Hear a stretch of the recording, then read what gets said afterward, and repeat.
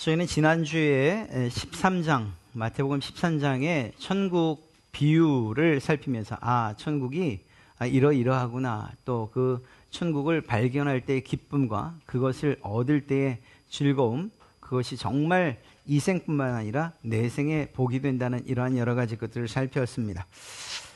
문제는 이러한 천국 복음이 예수 그리스도를 통해서 선포되었는데 이러한 천국 복음에 대한 세상의 반응이 어떠한가 하는 것입니다.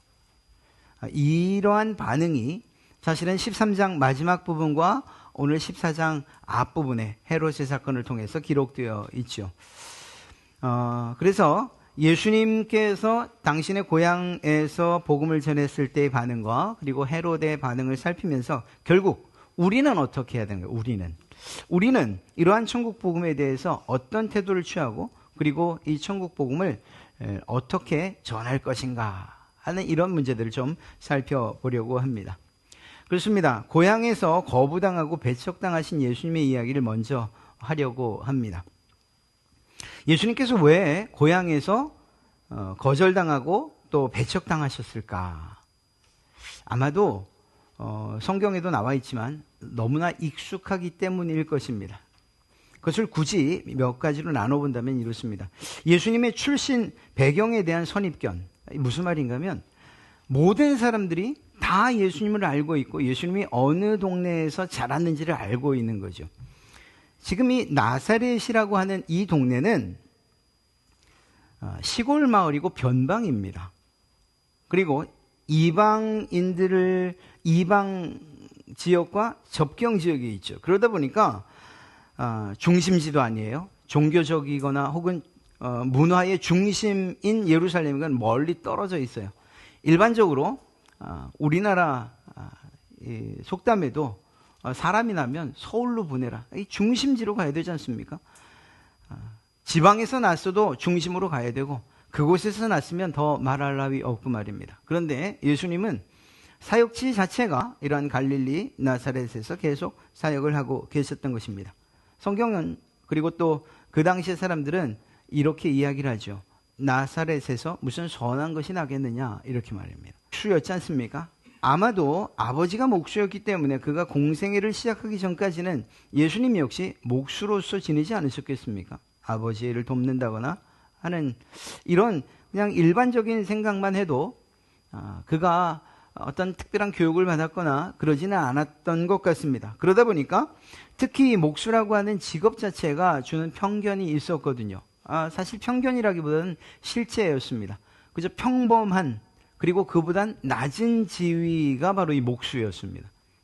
그러니까 집안에도 볼 것 없고 지역으로도 볼 것 없고 직업으로도 볼 것이 없는 그런 아주 평범 이하의 청년이었던 거죠. 그런데 그가 놀라운 메시지와 그리고 기적을 베풀다 고향으로 돌아온 겁니다. 했던 일들 그것이 어떻는가는 상관없이 그냥 어려서부터 봐왔던 그 예수의 모습이 그들에게 각인되어 있었고 이러한 선입견이 결국은 그가 하는 예수님께서 하시는 메시지나 사역에 대한 평가를 절하할 수밖에 없었던 것이죠. 뿐만 아니라 오늘 말씀을 보면 예수님의 가족에 대한 이야기가 나옵니다. 가족에 대한 인식 그리고 편견, 고정관념이 있을 수밖에 없는 거죠. 마리아, 어머니 마리아 그리고 형제 자매들 이름까지도 오늘은 다 기록하고 있죠. 야고보, 요셉, 시몬, 유다 그리고 그 누이는 우리와 함께 있지 않았느냐 이렇게 이야기하고 있습니다. 무슨 말입니까? 너무나도 잘하는, 너무나도 평범하고 너무나도 익숙한 사람들인 거예요. 더더군다나 예수님의 성장 과정을 그 지역의 어른들은 다 보고 자란 거죠. 쉽지 않습니다. 이 일은 사실 비단 예수님만의 일은 아니에요. 친구들 가운데 혹은 또 이렇게 동기들 가운데 이런 이야기를 합니다. 내가 잘한 교회로는 가고 싶지 않아요. 이런 얘기를 해요. 왜냐? 그러면서 자기가 예수님도 안 돼 이 얘기를 해요. 가면 어려서부터 코찔찔 흘리던 것도 다 기억하고 계시고 야유회 가서 화장실 가고 싶다 그러는데 없으니까 야 저기 가서 쉬하고 와 하던 것도 다 알고 있고, 그 아이가 어렸을 때 어떻게 자랐는지 또 행동이 어땠는지 다 알고 있으니까 목사로 대접받기가 대접이라고 표현해 죄송합니다. 목사로 인정받기가 너무 힘들다는 거예요. 사실 이것은 틀린 말은 아니죠. 예수님도 그런 관점에서 본다면 충분히 이해할 수 있는 것입니다. 아니 제가 이렇게 나오지 않겠어요? 아니 목수의 아들, 아니 요셉의 아들 아니야? 아니 그때 그 소문 무성했던 그 마리아의 아들 걔 말하는 거야? 이렇게 나오는 거죠. 그러니까 그들이 예수님의 말씀과 그분의 행하신 기적과 능력들을 액면 그대로 그냥 100% 받아들이기 이전에 이미 그들 사이에는 커다란 담, 이러한 성장 과정에서 사람 예수로서의 틀을 벗어날 수가 없었던 것입니다. 더군다나 이스라엘 백성들 그 누구에게나 메시아 대망, 이러한 예수님이 아니라 메시아에 대한 대망하는 그러한 마음들이 있었지 않습니까? 소망하는 마음.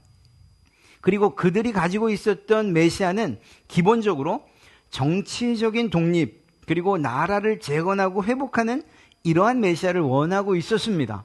그러려면 적어도 예수님이 이 나사렛에서 혹시 났다 하더라도 어렸을 때 예루살렘으로 유학을 갔어야 돼요. 그래서 왕의 법도를 배워야 했고 왕가에서 훌륭하고 충실한 교육을 받았어요. 그랬으면 다시 돌아왔을 때 그래도 왕가의 교육을 받고 왕이 될 만한 충분한 준비를 했구나, 이렇게 대접을 받았을 겁니다. 그런데 그렇지 않잖아요. 예수님은 그저 자기들과 함께 자랐던 어린 꼬마, 소년, 그리고 지금은 자기 가정도 돌보지 않고 싸돌아다니는 그러한 청년 정도로 생각하고 있었던 겁니다. 그런 그가 정치적인 독립, 로마와의 싸움, 해방, 이런 것들은 생각도 못하는 거죠. 그러니까 자신들이 가지고 있었던 메시아관과 예수님의 모습은 전혀 상반되었던 것입니다. 그러다 보니까 그가 행하는 메시지나 말들, 그곳에서 신적인 능력, 완전하신 하나님이심에도 불구하고 신만이 행할 수 있는, 하나님만이 행하실 수 있는 메시지와 말씀, 그리고 능력들은 다 제거한 상태에서 오직 인간 예수만 바라봤던 겁니다. 그러니까 받아들일 수가 없었던 거죠. 또 한 가지는 예수님의 그러한 지혜 그리고 능력, 근본적으로 불신했습니다. 아마 우연으로 치부하는 일들이 많았을 겁니다. 왜냐? 말씀드렸던 것처럼 예수 그리스도가 제대로 된 랍비나 유대 교육을 받았냐? 그렇지 않거든요. 자기들이 봤을 땐 그럴 만한 집안도 아니고 밀어줄 만한 집안도 아니고 재력이 있었던 것도 아니고 그냥 시골의 여느 청년과 다를 바 없이 자란 그러한 사람이거든요. 여러분, 사도 바울이 유대인들에게 무시당하지 않아요? 유대인들은 흩어지는 곳마다, 그곳이 어느 지역이건 간에 어느 나라건 간에 그곳에 회당을 세웁니다. 그리고 그 회당에서 하나님의 말씀을 강론하고 가르치고, 그리고 이러한 강론하는 사람에 대해서 특별히 제한을 두지 않아요. 사도 바울이 복음을 전할 때에 주로 회당을 찾아가지 않습니까? 회당을 찾아가서 아마도 이렇게 이야기했을 것입니다. 제가 오늘 강론을 하고 싶습니다. 그런데 저로 말씀드릴 것 같으면 저는 가말리엘의 문화생입니다. 이렇게 말하면 끝이에요. 어서 나와서 말씀하시라고 이야기했을 거예요. 왜냐? 가말리엘이라고 하는 사람이 그 당시에 바리새파 유대인 율법학자의 최고봉이었거든요. 그 사람 아래서 사사를 받았다라는 이 한마디만으로도 가말리엘의 이야기를 사도 바울을 통해서 들을 수 있겠다는 기대감으로 막 벅차 올랐을 겁니다. 그러니까 사도 바울이 앞에 나와서 이야기한다라고 하면 모두가 경청을 하는 거죠. 그런데 사도 바울처럼 그렇게 배우고 학식이 있고 누구나 인정하는 그러한 학업의 길을 가지도 않았던 예수님께서 회당을 찾고, 그리고 또 길에서 대중들에게 메시지를 전하고 하는 이런 것들에 대해서 의심을 가질 수밖에 없었던 것입니다. 능력과 기적은 경험했어요. 봤어요. 들었어요. 그런데 실제로 그것은 믿을 수 없다. 이렇게 반응했던 겁니다. 참 이상하죠? 적어도 보고 듣고 그리고 확인하면, 경험하면 믿어야 되는데 그조차도 인간의 가장 기본적인 감각을 가지고 확인한 것조차도 믿으려 하지 않았어요. 이들의 선입관과 그리고 편견이 얼마나 두텁고 높았는가를 알 수 있는 거죠. 결국 고향에서는 아무런 대접도 받지 못하고, 더 중요한 것은 이로 말미암아서 예수님의 기적이 제한됐다라는 사실입니다. 이건 당연한 결과예요. 예수님을 믿지 않는데 어떻게 그 믿음 없는 사람들을 대상으로 기적이 베풀어지겠습니까? 예수님께서 병자들을, 또 아픈 사람들을 이렇게 한 사람 한 사람 대하실 때마다 확인하셨던 것이죠. 그리고 성경은 그것을, 성경의 저자들은 기록하고 있어요. 나을 만한 믿음이 있는가 보시고. 그렇죠. 그 사람에게도, 고침을 받는 사람에게도 믿음이 있어야 하고, 예수 그리스도에게도 그가 나을 만한 믿음이 있는 것을 확인하셔야 됩니다. 목사들 아마 대부분이 그럴 겁니다. 어느 성도분과 이야기를 하다가 이런 경험을 했다는 거예요. 그분도 정말 암에 걸리셨다가 그리고 다시 회복하셨거든요. 그래서 항암 치료 안 받고도 이렇게 회복하고 계신 중이에요. 그런데 그분이 이제 저한테 얘기한 거예요. 자기 생각에 자기 담임 목사님께 말씀을 드리고 진료받기로 한 때까지 매주 기도를 받으면 자기가 나을 것 같다는 생각이 들더래요. 이건 개인적인 것인가? 개인적인 그러한 기대니까 뭐라고 할 수 없죠. 그리고 실제로 그렇게 한 거죠. 그러면서 한 이야기가 뭔가 하면, 내가 기도를 받으면 나을 것 같다는 그런 생각이 있었다? 그건 믿음이라고 볼 수 있는 거예요. 반대로 또 저도 이야기를 했죠. 제가 볼 때도 어떤 경우에 어떤 분들은 정말 형식적으로 등 떠밀려서 기도해 주십시오라고 하는 분들도 계신데, 그때는 저도 아무것도 보이질 않아요. 그런데 정말 믿음을 가지고 오셔서 기도 요청할 때는 저도 간절함이 생기고 저 역시 믿음이 생깁니다. 이렇게 이야기를 했어요. 상호간에 어떤 기적이 일어나려면 상호간의 믿음이 있어야 되죠. 믿음을 가지고서 능력을 행하는 이도 예수님도 마찬가지고, 그 능력의 수혜자도 믿음이 있어야 되는 겁니다. 그런데 지금 이 사람들에게는 이런 믿음을 찾아볼 수가 없는 거예요. 오히려 거부하고 거절하죠. 일단 1차적으로 물리적으로 접근 금지를 하니 어떻게 그 능력을 하실 수가 있겠습니까? 마음적으로는 불신하고 있으니 그들에게 어떻게 믿음의 역사가 일어날 수 있겠습니까? 그래서 예수님의 그 놀라운 사역과 그리고 그 기적의 이 사역들은 다 제한을 받을 수밖에 없었죠.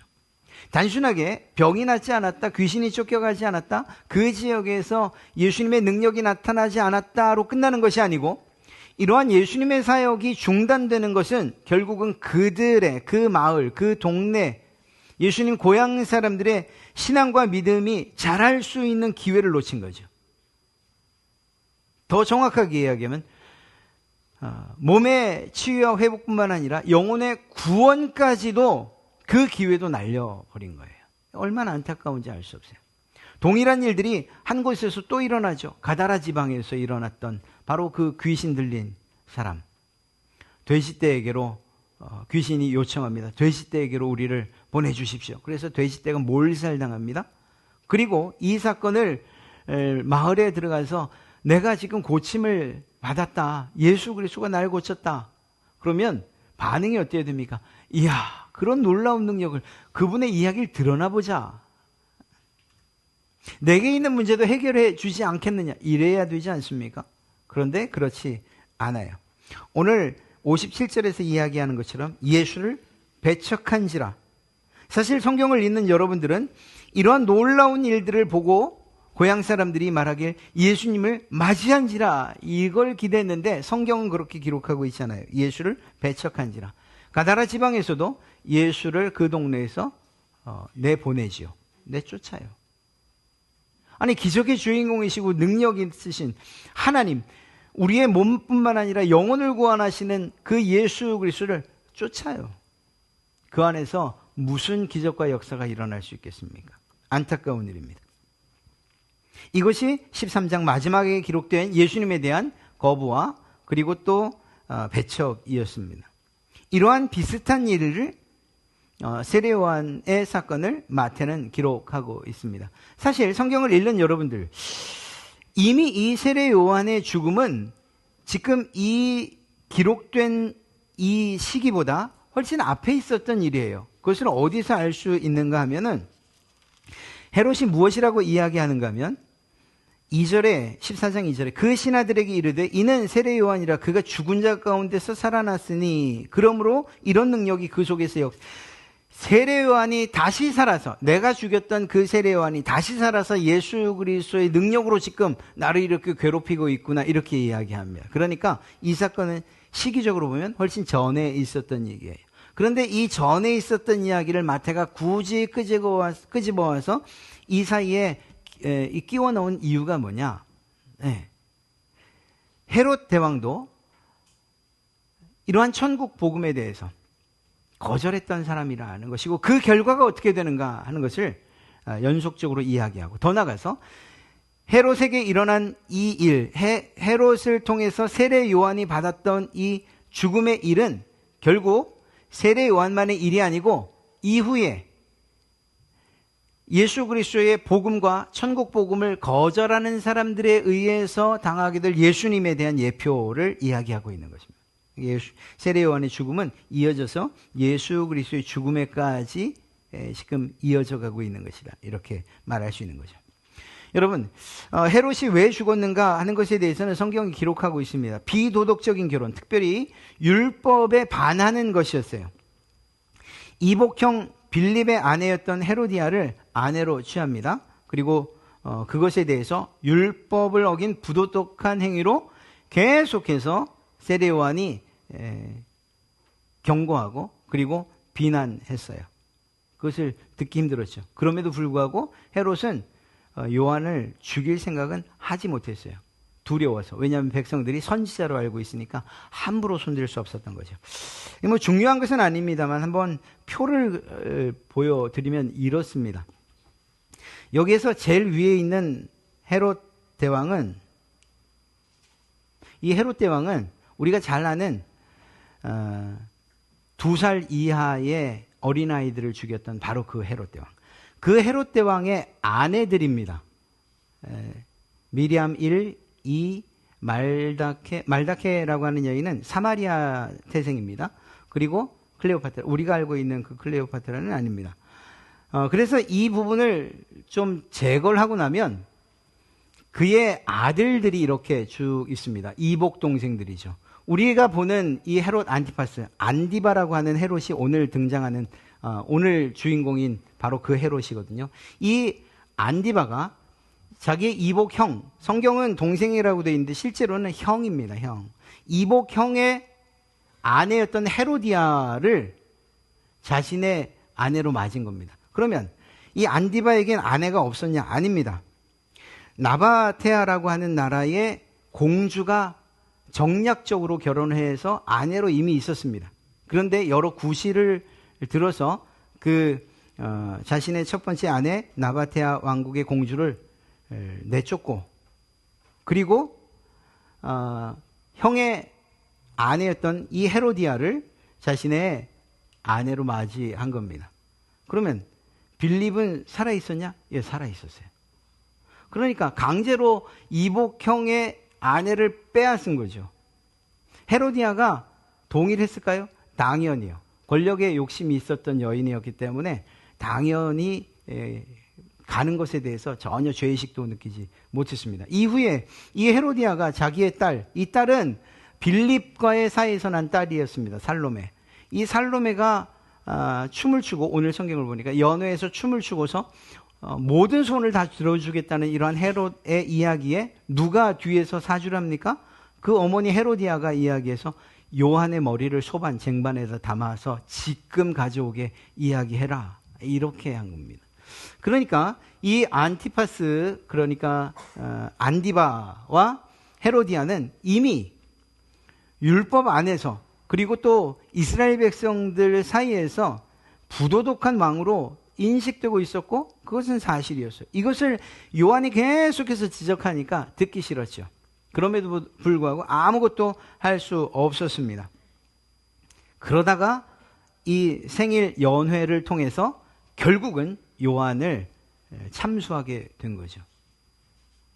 요한의 참수에 대한 그 작품들, 미술가들의, 화가들의 작품들이 굉장히 많아요. 그만큼 성경에서는 이렇게 삽입된 성경 같지만 꽤 중요한 사건이기도 한 거죠. 어찌됐거나 이런 상황 가운데에서 헤롯의 비도덕적인 결혼에 대한 비판, 이것이 세례 요한의 죽음의 이유가 됐던 것입니다. 말씀드린 것처럼 세례 요한의 죽는 과정은 생일 연회에서 살로메가 춤을 췄고 그것에 그냥 마음을 홀딱 뺏겨버린 이 헤롯이 모든 나라의 여러분 분봉왕입니다. 분봉왕. 그냥 왕. 그 지역을 다스리는 왕인데 무슨 나라의 반까지 이런 정말 허풍. 그럼에도 불구하고 그렇게 마음이 흡족했다는 거죠. 그래서 결국은 이렇게 헤롯의 환심을 사고 살로메의 소원이 결국은 아내 헤로디아의 소원이었고 그리고 그 참수를 당하게 됩니다. 문제는 뭐냐? 앞서 고향 사람들이 예수님께로부터 받을 그 놀라운 영적인 축복들을 다 자기 손으로 자르고 그리고 스스로 거부했던 것처럼 역시 마찬가지예요. 헤롯도 이러한 세례 요한의 지적과 경고에 대해서 회개할 수 있는 기회 자체를 다 날려버린 거죠. 오히려 더 큰 죄를 저지를 수밖에 없었던 것입니다. 이것이 결국은 세례 요한을 죽인 헤롯의 그러한 만행이었고 그리고 그 결과입니다. 말씀드렸던 것처럼 이러한 세례 요한의 죽음은 한 가지를 예측하게 하는데 바로 예수님의 사역의 결과를 예측하게 합니다. 세례 요한의 죽음, 이것은 결국 예수님께서 천국 복음을 전하고 그 복음을 받아들이지 않는 백성들과 종교 지도자들에 의해서 마지막에 어떻게 되실 것인가, 죽게 되실 것이라는 것을 예표하고 있는 거죠. 그러나 물론 우리가 아다시피 그리고 우리의 예수님께서는 죽음과 그리고 부활을 통해서 이러한 인간 세상의 왕 혹은 또 자신을 대적하고 복음을 거부하던 자들 그들의 뜻과 의지와는 상관없이 영원한 승리를 쟁취하십니다. 예수님의 사역에 있어서 아주 중요한 그런 점에서는 이 14장 초반에 기록된 것은 아주 시적절한 배치다 이야기할 수 있는 거죠. 자, 예수님과 세례 요한의 첫 번 메시지가 무엇이었는지 기억하시죠? 그렇습니다. 회개하라, 천국이 가까이 왔느니라. 사실 이 세례 요한의 선포부터 예수님의 메시지 그리고 그 이후에 많은 제자들의 메시지는 회개하라, 천국이 가까웠느니라. 지금도 우리가 우리의 모든 죄의 문제를 예수 그리스도로 말미암아 해결받고 천국 가야 하지 않습니까? 지옥에 갈 수 없지 않습니까? 이것이 메시지의 핵심 아니겠습니까? 그렇다고 한다면 이것은 변함없는 복음의 내용이라고 이야기할 수 있습니다. 그런데 문제는 복음은 언제나 거부되고 배척당했다라는 사실입니다. 복음은. 사실 이것은 신약시대에 예수 그리스도를 통해서 세례 요한을 통해서 천국에 대한 메시지뿐만이 아니었어요. 구약시대의 수없이 많은 선지자들을 통해서 하나님은 계속 경고의 메시지를 보냈지만 그 말씀을 들었다면 그것은 정말 살 수 있는 사는 복음이 됐을 텐데 그 복음의 메시지를 이스라엘 백성들은 듣지 않았죠. 그래서 결국은 북이스라엘은 아수르에게, 남유다는 바벨론에게 멸망당할 수밖에 없었어요. 복음은 언제나 거부되고 배척당합니다. 복음을 전하는 자들 역시 세상으로부터 거부와 고난을 당하죠. 우리가 너무나도 잘 알고 있는 첫 번째 선교사 스데반, 그리고 성경에 기록된 야고보, 베드로, 바울, 그리고 역사적으로 외국뿐 아니라 우리나라에도 수없이 많은 순교자들이 있어요. 그것은 세상의 거부와 그리고 또 배척으로 인해서 죽게 되고 옥살이나 더 모진 고문과 그리고 또 고난을 당하게 된 것이라 해도 틀리지 않습니다. 로마에 이어오면서 우리가 잘 아는 네로뿐만 아니라 그 황제들에 의해서 많은 핍박과 고난 그리고 죽음이 있었습니다. 그랬어요. 햇빛을 보지 못한 채 카타콤 석회 동굴에서 태어나서 죽음을 맞이한 그러한 성도들도 있었죠. 복음을 전하는 사람들 역시 복음이 거부되고 배척당했던 것처럼 역시 세상으로부터 거부와 고난과 그리고 배척을 당한다는 거예요. 복음을 전해보신 분들이라면, 전도를 해보신 분들이라면 이것이 전혀 변함없는 지금도 일어나고 있는 현실이라는 것을 아실 겁니다. 세례 요한의 이러한 죽음은 예수님뿐 아니라 제자들 역시 어떠한 박해와 어떠한 결과를 가질 것인가에 대한 예고편이라고 해도 틀리지 않을 것입니다. 더 나아가 교회가 그리고 예수님을 통해서 그의 제자들을 통해서 또 제자되고 또 제자된 여러분들까지 역시 배척과 고난을 당해왔고 당할 것이라는 것에 대한 이야기이기도 한 것입니다. 그런데 중요한 것은 이러한 사실을 알면서도 모두가 배척한 것은 아니라는 거예요. 여러분, 먼저 거부하고 배척했던 사람들의 그 결과가 어떤가를 좀 볼까요? 예수님의 고향 사람들, 말씀드린 것처럼 많은 기적을 경험하지 못했어요. 그리고 영적인 축복으로부터 멀어졌어요. 몸이 낫는 것, 귀신이 쫓겨가는 것, 죽은 자가 살아나는 것, 예수 그리스도의 행하신 능력과 기적으로 먹고 마시는 것, 아무것도 경험하지 못해요. 많은 기적이 그곳에서 일어나지 않았어요. 그 가운데도 믿었던 몇몇 사람들은 그 기적에 이 동참 혹은 또 수혜자가 됐지만 대부분의 사람들은 그렇지 못했죠. 헤롯과 헤로디아도 마찬가지입니다. 로마 황제 칼리굴라에 의해서 분봉왕 자리를 박탈당하고 그리고 유배를 당합니다.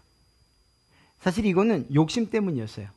자기 이복 형제의 땅을 어떻게 좀 빼앗아 볼까, 그것을 황제에다가 청원했다가 황제가 거절하고 오히려 이 분봉왕 자격을 박탈하고 갈리아로 유배를 보낸 거죠. 거기서 쓸쓸하게 죽게 됩니다. 이렇듯이 복음을 거부하고 거절했던, 배척했던 결과는 참 억울스럽습니다. 이건 세상에서만이에요. 세상에서만.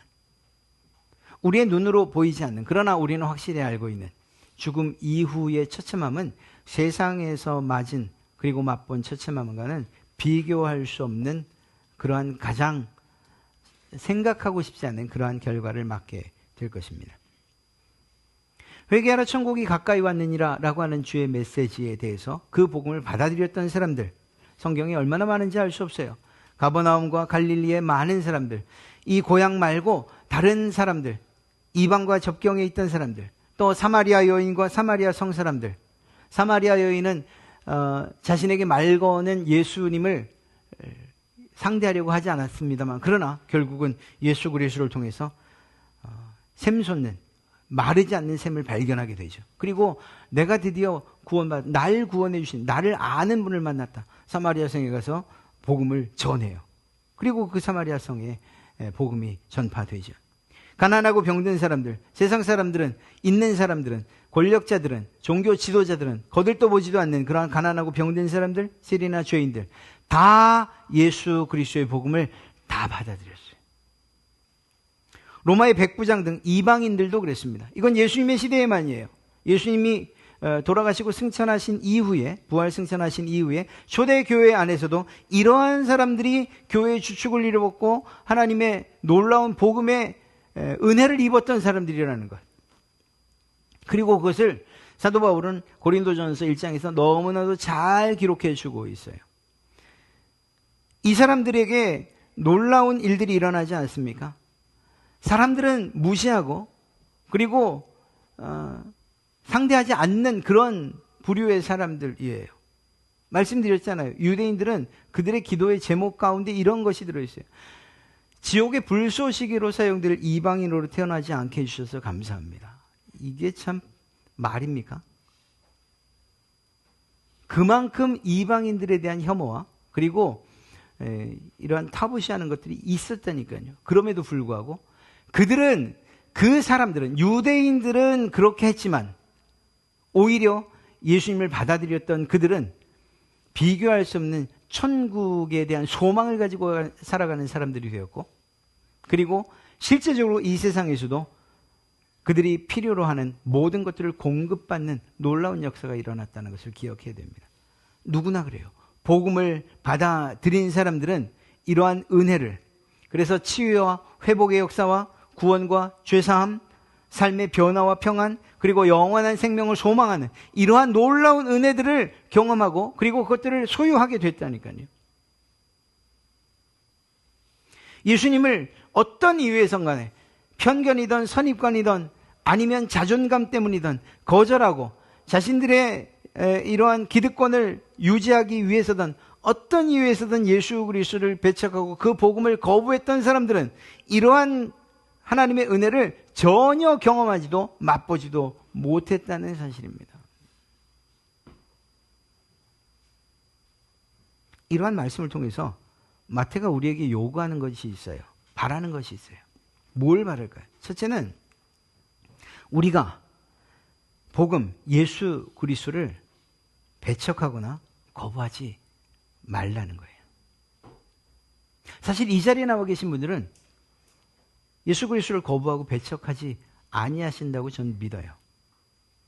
그러나 많은 사람들이, 또 믿는다고 하는 사람들 가운데에도 내가 가진 지식이나 선입관이나 편견, 경험, 그리고 학식 등등 내가 예수 그리스도를 배척할 수없이 많은 만 가지 이유들을 다 가지고 있다니까요. 그래서 복음의 진리를 받아들이지 못하는 거예요. 어떤 사람은 과학적인 사고 때문에, 어떤 사람은 철학적인, 자기가 가지고 있는 철학적인 사상을 버리지 못해서 그것보다 예수 그리스도의 진리가 아래에 있다고 생각하니까 말입니다. 그러니까 받아들이지 못하는 거예요.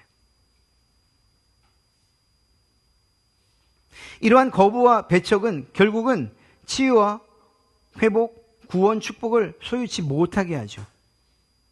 그러니까 예수 그리스도의 그 복음, 우리의 이 생뿐만 아니라 내 생을 책임지는 그러한 복음을 거부하거나 배척하지 마시고, 더 나아가서 이미 믿고 순종하고 따르고 계시다면 이젠 배반하지 마십시오. 길이 정해졌으면 끝까지 갑시다. 내 상황에 맞지 않고 내 이익에 조금 반한다고 해서 야, 이게 복음이 아닌가 봐. 내게 복음은 사실 돈이었어, 명예였어, 권력이었어. 그래서 진리 되신 예수 그리스도를 버리는 일 우리가 해서는 안 된다는 거예요. 여러분의 삶은 얼마든지 저를 포함해서 지금 우리가 이렇게 잔잔한 것 같지만 어느 순간 폭풍 치는 바다가 될 수 있고 풍랑이는 바다가 될 수 있고 언제든지 우리는 시쳇말로 꼬라박을 수도 있는 그런 인생들이에요. 그러나 그때에도 요나가 고기의 뱃속에서 저 바다 밑바닥에 내려간 그 순간과 같은 일들이 우리에게 벌어진다 해도 예수 그리스도를 배반하지 않고 오직 그분을 더욱 신뢰하시는 그런 여러분 되시길 주님의 이름으로 축복합니다. 한 가지 더 말씀드린다면 거부하고 배척하는 사람들을 포기하지 말라는 거예요. 말씀드렸잖아요. 세상은 근본적으로 하나님을 거부해요. 그것이 우리의 실제 삶뿐만 아니라 영원한 천국을 소망케 하는 그러한 메시지, 복음임에도 불구하고 그것들을 거부해요. 왜냐하면 아담과 하와로부터 시작된 죄성이 우리 가운데 있기 때문에 그 죄는 하나님을 멀리하는, 마치 자석의 같은 극성과도 같아서 서로 멀리하는 이러한 성질이 있죠. 그러다 보니까 세상은 자연스럽게 알아서 예수님께로 나오는 일들이 거의 없어요. 아주 없진 않습니다만 거의 없어요. 사도 바울도 이야기한 것이 바로 그거죠. 복음을 듣지 못했는데 어떻게 예수를 알겠느냐. 그 중간에 바로 저와 여러분이 있는 것입니다. 문제는 나도 거부하고 배척하려고 했던 그 본성을 가진 사람으로서 거부하고 배척하려고 했던 그 예수님을 그들이 받아들인다는 것이 쉽겠냐? 그렇지 않다는 것입니다. 그거 인정해야 돼요. 인간 본성은 근본적으로 하나님을 거부하고 배척하는구나. 그러나 내가 널 얼마나 사랑하는지, 주님께서 널 얼마나 긍휼하게 여기시는지 내가 그걸 알기 때문에 내가 널 포기하지 않겠어라고 하는 이러한 마음이 있기를 마태가 우리에게 바라는 것 아니겠습니까? 사랑하는 성도 여러분, 복음, 예수 그리스도, 그분은 우리에게 영원한 소망과 그리고 복된 이름이 되고 권세 있는 이름인 줄로 믿습니다. 영원한 그때만이 아니라 지금 살고 있는 이 세상에서도, 이 땅에서도 그 이름은 힘과 능력이 되는 줄로 믿습니다. 예수님을 거절하거나 거부하거나 배반하거나 그러지 마시고 주님께서 우리에게 정해주신 그 길들을 묵묵히 갑시다. 아울러 그 길에 여러분들의 사랑하는 사람들 또한 긍휼히 여기는 그들을 동참시키기를, 포기하지 아니하시는 그러한 여러분 되시기를 주님의 이름으로 축복합니다. 오늘